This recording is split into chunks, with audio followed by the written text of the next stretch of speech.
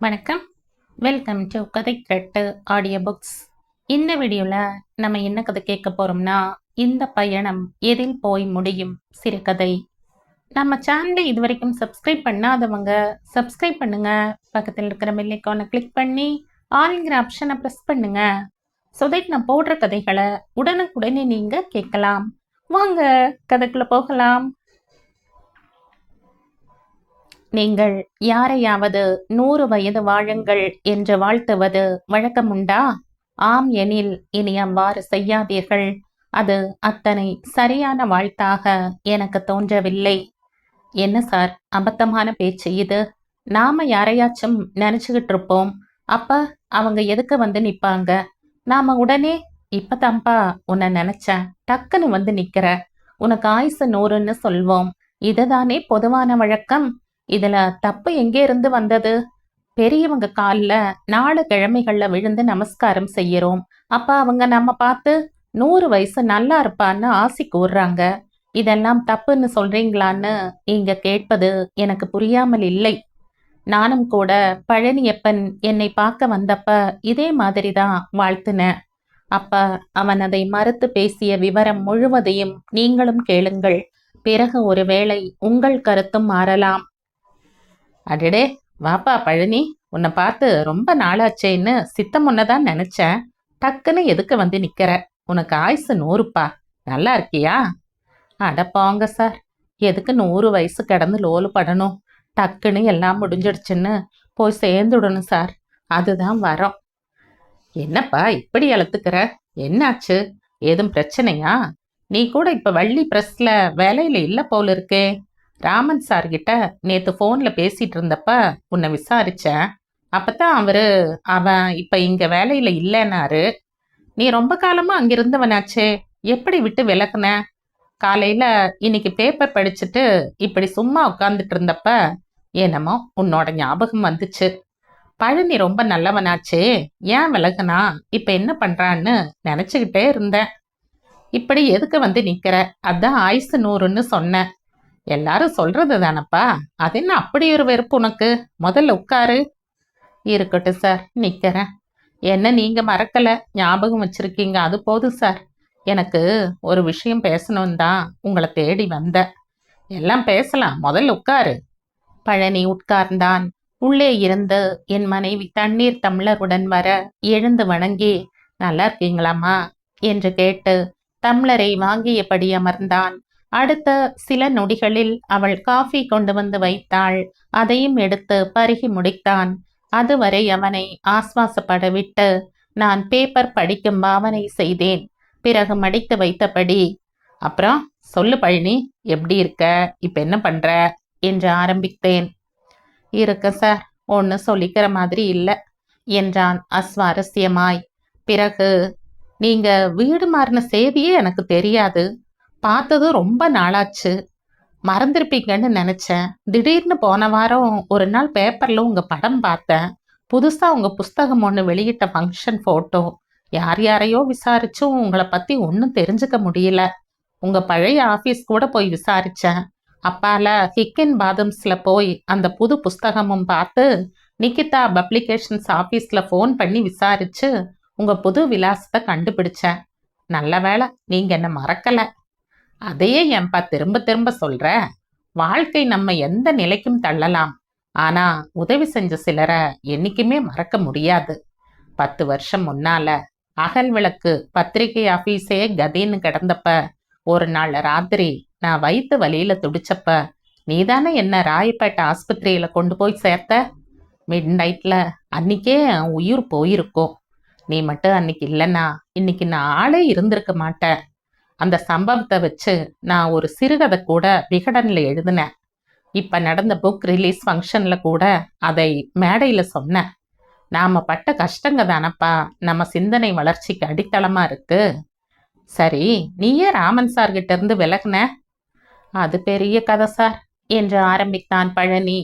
அதற்கு முன் அவர்கள் இருவர் பற்றியும் நான் உங்களுக்கு சிறிது விவரிக்க வேண்டும். ராமன் திருவல்லிக்கேணியில் ஒரு சிறிய அச்சகம் வைத்திருக்கிறார். அண்ணா சாலையில் அவருக்கு ஒரு சிறிய புத்தக கடையும் உண்டு.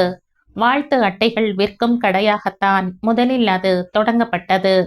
அது போன்ற ஒரு பெரிய கடையில் சில வருடங்கள் பணிபுரிந்த அனுபவங்களை வைத்து இதை ஆரம்பித்தார்.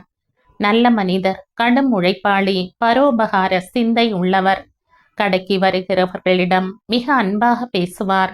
இரண்டொரு முறை அங்கே வருகிறவர்கள் அவருக்கு நெருங்கிய நண்பர்களாகி விடுவர்.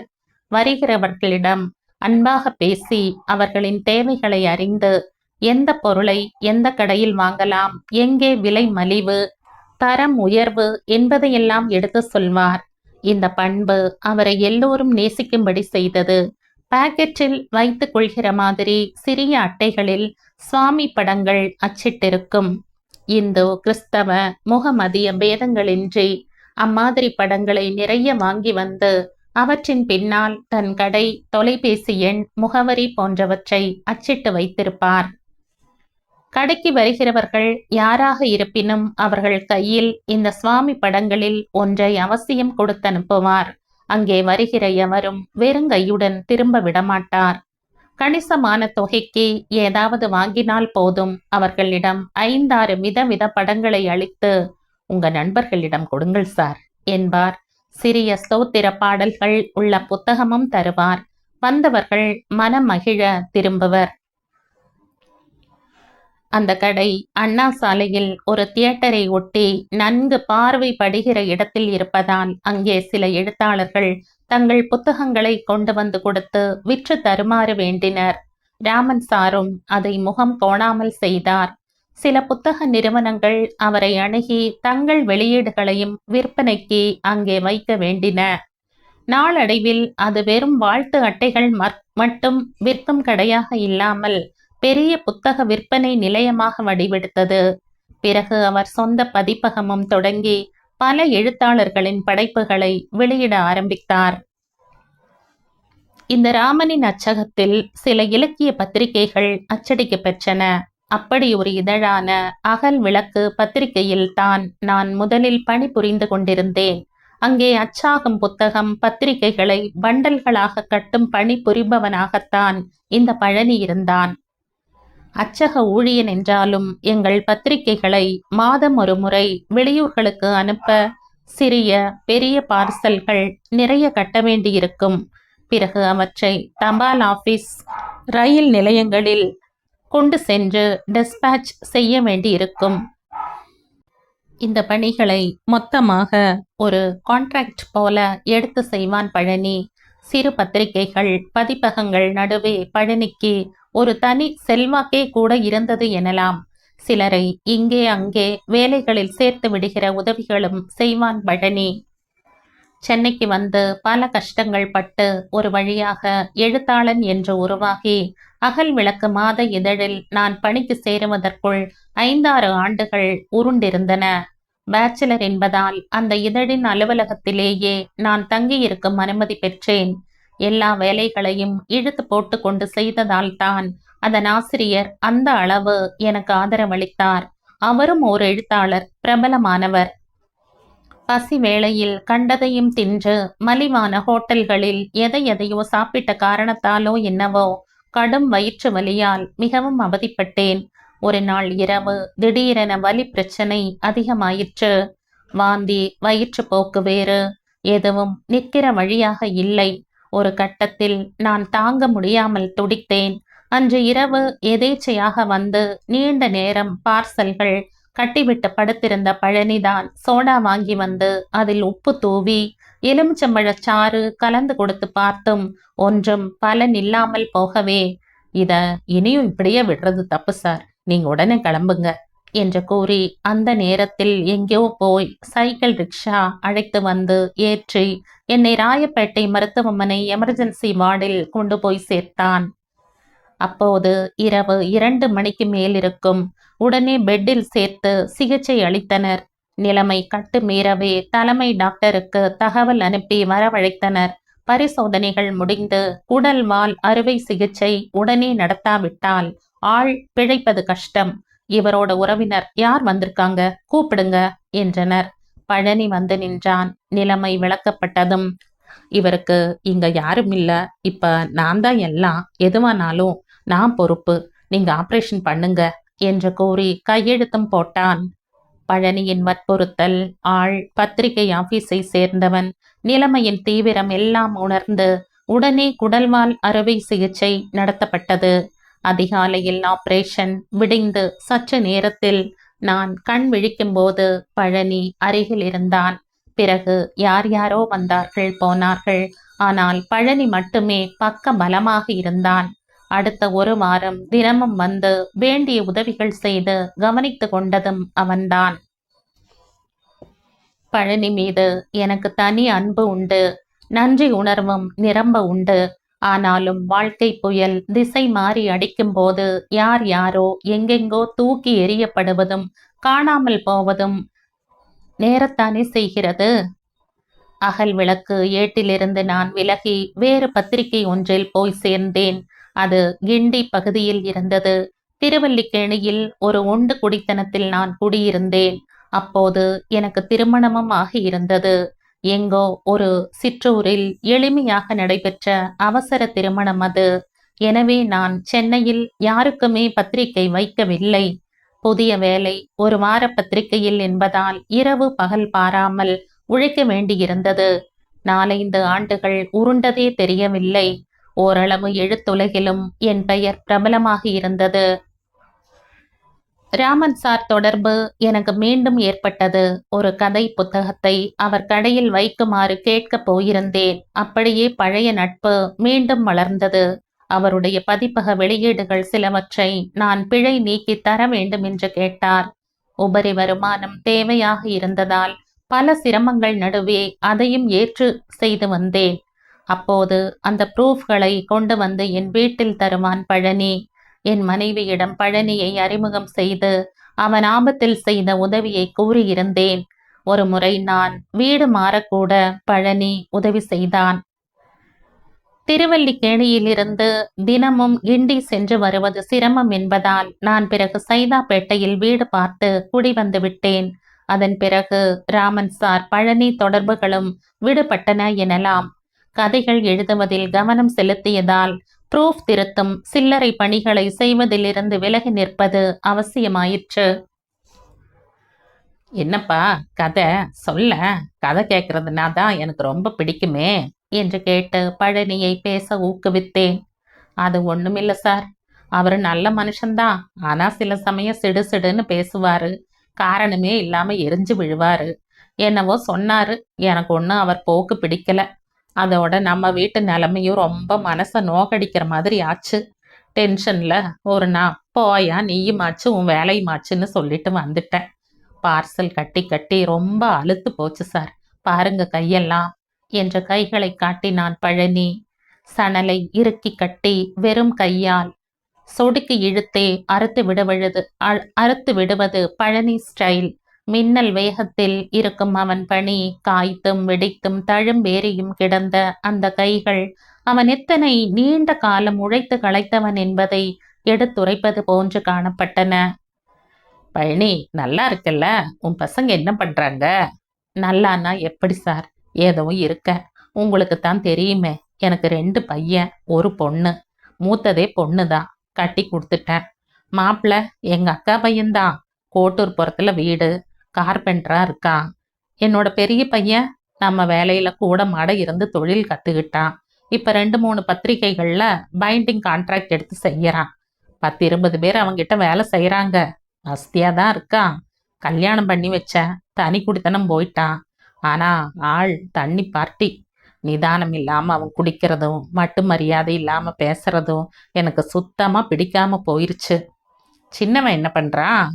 யாரையுமே என்னால பெருசா படிக்க வைக்க முடியல சார். எல்லாம் 8வது 10வது கேஸ் தான். சின்னவன் ஆள் நல்லா இருப்பான். +2 முடிக்காம விட்டுட்டாலும் இங்கிலீஷ் எல்லாம் படிப்பான். நமக்கு ஒரு தபால்காரர் சிநேகிதம். நம்ம அண்ணா சாலை போஸ்ட் ஆஃபீஸ்ல அடிக்கடி பார்சல்கள் அனுப்ப போவன்ல, அப்ப பழக்கம். அவர் மூலமா சார்ட்டிங் கிளார்க்குகளுக்கு ஒத்தாசையா டெம்பரவரி வேலை வாங்கி வச்சேன். அப்படியும் அவன் பிரச்சனையும் தீர்ந்துருச்சு. அந்த வேலையில் அவன் நல்லா ஒட்டிக்கிட்டான். கல்யாணம் பண்ணி வச்சுட்டேன். ஏதோ காதல் ஈதல்னு ஒரு பொண்ணை இட்டாந்து நின்னா. நல்லா இருடான்னு அதையே கட்டி வச்சுட்டேன். அவ ஜகஜால கள்ளி.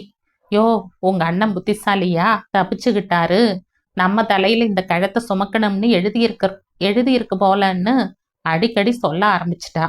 நமக்கு சொல்லு தாங்க முடியாது சார். 2 வருஷம் முன்னால என் பொண்டாட்டி சுமங்கலியா போய் சேர்ந்துட்டா.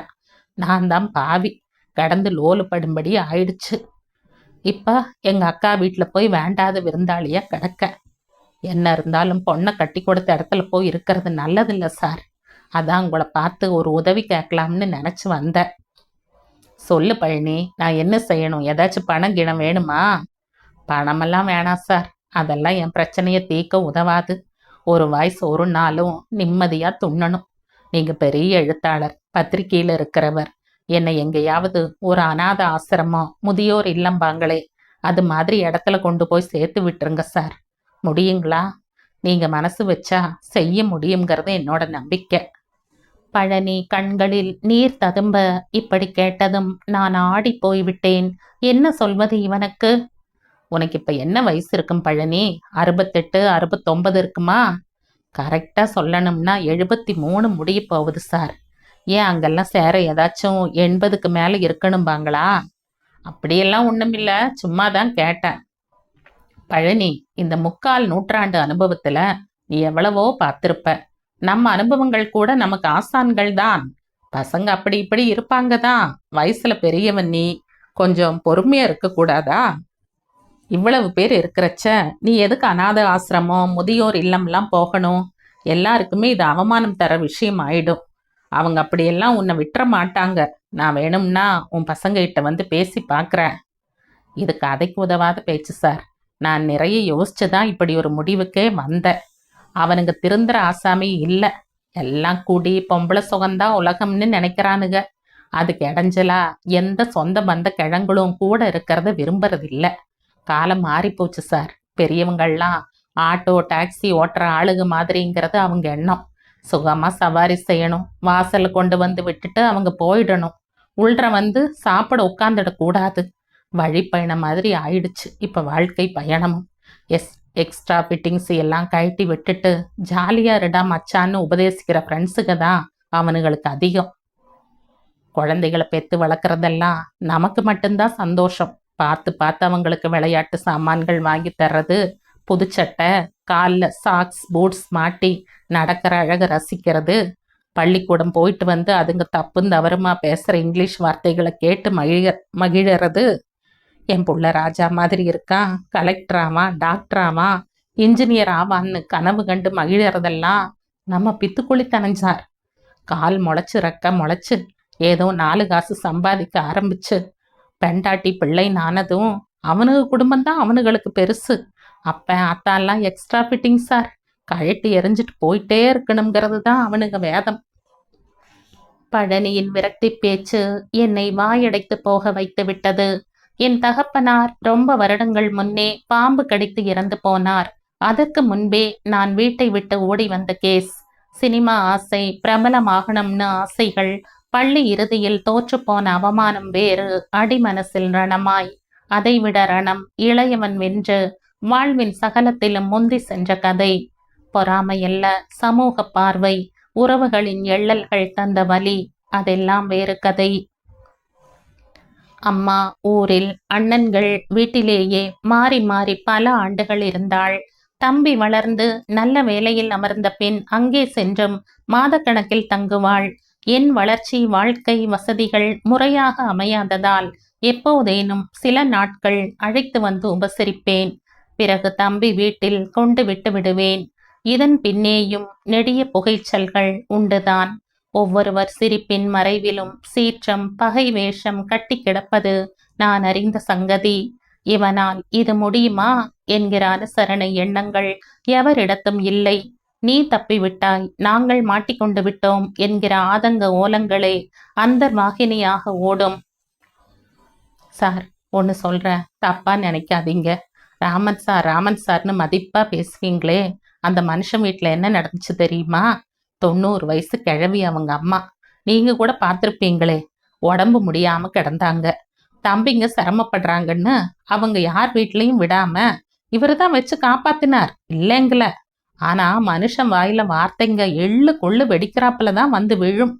ஒரு நாள் அவங்க டேய் ராமா, இந்த ஏகாதசி என்னை கொண்டு போயிடும் போல இருக்குடா. ஊருக்கு இருக்க எங்கேயும் போகாத, கூடவே இருன்னு இருக்காங்க. அடப்போமா, இதே வேலையா போச்சு உனக்கு. இப்படி எத்தனையோ ஏகாதசி போயாச்சு, நீ சொல்லிக்கிட்டே தான் இருக்க. நான் போனப்புறம்தான் நீ சொல்ற ஏகாதசி உனக்கு வரும்னு நினைக்கிறேன். சும்மா கட அப்படின்னு சொல்லிட்டு கோயமுத்தூர்ல ஏதோ புக் எக்ஸிபிஷன்னு போயிட்டார். அந்த அம்மா சொன்ன மாதிரியே ஏகாதசி அன்னைக்கு உசுர விட்டுட்டாங்க. அவங்க கடைசியா புலம்பன வார்த்தை என்ன தெரியுமா? நான் செத்த பிறகும் நீ உயிரோட கிடப்பேமான்னு என் புள்ள சொல்லிட்டானே, இன்னுமா நான் கிடக்கணும் பெருமாளேன்னு புலம்புனாங்களாம். நட்ட நடுராத்திரியிலேயே அவங்க உசுறு பிரிஞ்சிடுத்து. அந்த ஆள் எந்த அர்த்தத்துல அப்படி சொன்னாரோ அவங்க அதை அப்படி புரிஞ்சுக்கிட்டாங்க. அது மாதிரி ஒரு அர்த்தம் அந்த பேச்சுல இருக்குன்னு தான் எனக்கும் பட்டுச்சு. என் பிள்ளைகளுக்கு அப்படியெல்லாம் பொடி வச்சு பேச தெரியாது, நேராவே படக்குன்னு சொல்லிடுவானுங்க. இப்போதைக்கு மனசுக்குள்ளார இந்த ஆள் இன்னும் கிடந்து என்னத்தை சாதிக்க போறான்னு நினைக்கிறானுங்க. அது எனக்கு நல்லாவே புரியுது. நீங்க யோசிச்சு சொல்லுங்க சார், நான் இன்னொரு நாள் வந்து உங்களை பார்க்கறேன். புறப்பட எழுந்தான் பழனி. அந்த சமயம் பார்த்து ரேடியோவில் பழைய பாடல் ஒன்று ஒலிக்க ஆரம்பித்தது. மண்ணுக்கு மரம் பாரமா, மரத்துக்கு இலை பாரமா, கொடிக்கே காய் பாரமா, பெற்றெடுத்த குழந்தை தாய்க்கு பாரமா. எம்.எஸ். ராஜேஸ்வரியின் குரல் ஊனை உருக்கி உள்ளம் உருக்கி தேனை வார்த்தது காதுகளில். கேளுங்க சார், இதெல்லாம் அந்த காலம். இப்ப இதையே மாத்தி எழுதுனா பெற்றெடுத்த பிள்ளைகளுக்கு பெற்றோர் பாரமானு தான் பாட்டு எழுதணும். ஆனா எழுதி என்ன சார் பிரயோஜனம்? அவங்க அப்படித்தான் நினைக்கிறாங்க. மரம் கூட முதிர முதிர விலை கூடுது. ஆனா மனுஷங்க முதிர முதிர அவங்க நிலை தாழ்ந்து போகுது. எங்கேயும் எவங்கிட்டையும் அவங்க வேண்டாத உபத்திரவங்க எண்ணம் தான் இருக்கு.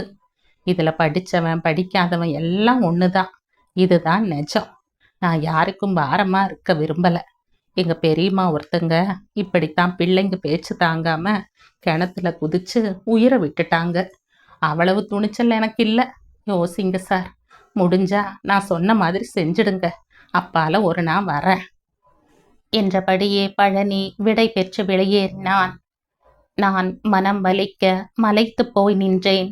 பேப்பரில் தினமும் செய்திகள் நிறையவே முதியோர் புறக்கணிப்புகள் பற்றி வருகின்றன. ஒரு அம்மா, என் பிள்ளைகள் எல்லா சொத்துக்களையும் பறித்து கொண்டு என்னை நடுத்தெருவில் விட்டுவிட்டனர். என் வீட்டில் நான் வசிக்க உரிமை உண்டு என்று கோர்ட் உத்தரவிட வேண்டும் என்று கோரி வழக்கு தொடுத்திருந்தார். சிலர் கிடைக்கிற முதியோர் பென்ஷன் காசையும் பிடுங்கிக் கொண்டு கஞ்சி ஊற்றவும் மறுப்பதாக கண்ணீர் வடிக்கும் செய்திகள் நாளிதழ்களில் காணப்படுகின்றன. மானுடத்தின் இந்த பயணம் எதில் போய் முடியும்? பழனி இன்னொரு நாள் வருவானாமே. அப்படி வந்தால் அவனுக்கு நான் என்ன வழி காட்டுவது? எனக்கு ஒன்றுமே புரியவில்லை. முதுமை என்பது வரமா சாபமா? நீங்கள் சொல்லுங்கள்.